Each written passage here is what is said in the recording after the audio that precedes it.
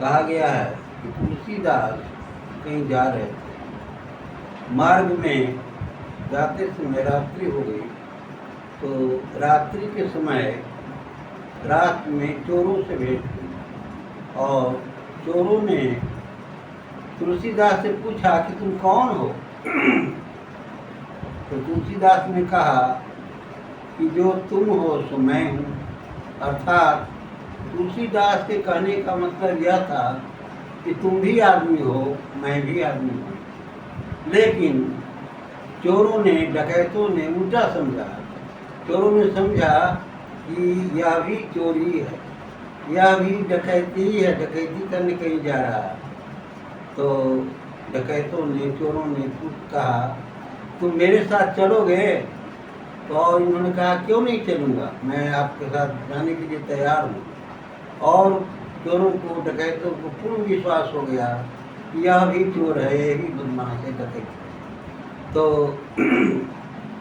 काम का बंटवारा हुआ। चोरों ने कहा कि आपको ऐसी जगह पर खड़ा होना है, एक शंख दिया और कहा कि ऐसी जगह पर गली में चौमुहानी पर या तीन मुहानी पर खड़ा होना है कि अंदर हम लोग चोरी करने जाएंगे, डकैती करने जाएंगे और कोई देखेगा तो आप शंख बजा देंगे। तो इस तरह से जैसे ही चोर लोग अंदर गए डकैती करने के लिए, चोरी करने के लिए, तो तुलसीदास ने शंख बजा दिया। बदमाश चोर सब बाहर आए, कहा कि अरे कोई है नहीं है, तुम शंख बजा दिए हो। तो ऐसा ही 3 बार हुआ। तीसरे मरतबे चोरों ने काफ़ी क्रोध का प्रदर्शन किया और कहा कि तुम बदमाश हो, तुम बार बार शंख बजा देते हो, कोई देखता नहीं है और तुम शंख क्यों बजा देते हो। तुलसीदास ने क्या कहा सुनिए। तुलसीदास ने कहा अरे बेवकूफ, कोई देखे या न देखे, वो परमात्मा तो देख रहा था, परमात्मा देख रहा था, इसलिए बार बार मुझे शंख बजाना पड़ा।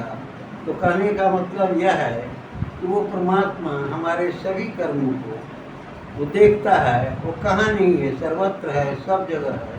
और जो कुछ हम करते हैं, यदि कोई खराब कर्म है उसको भी देखता है परमात्मा, और अच्छे कर्म को भी देखता है, शुभ और अशुभ दोनों कर्म को देखता है। इसलिए हम लोगों को चाहिए, कर्तव्य है कि शुभ कार्य, अच्छे कर्म को करें। और चोरों ने कहा कि तो आज तक हम लोगों ने बहुत पाप किया है, ये पाप का छुटकारा कैसे होगा। तो तुलसीदास ने कहा कि तुम भगवान की शरण में चले जाओ, आज से अपना कर्म, चोरी का काम बंद कर दो। तो चोरों के जीवन में सुधार आ गया। इतना ही कहकर मैं अपनी वाणी को विराम देता हूँ। श्रोताओं को नमस्कार।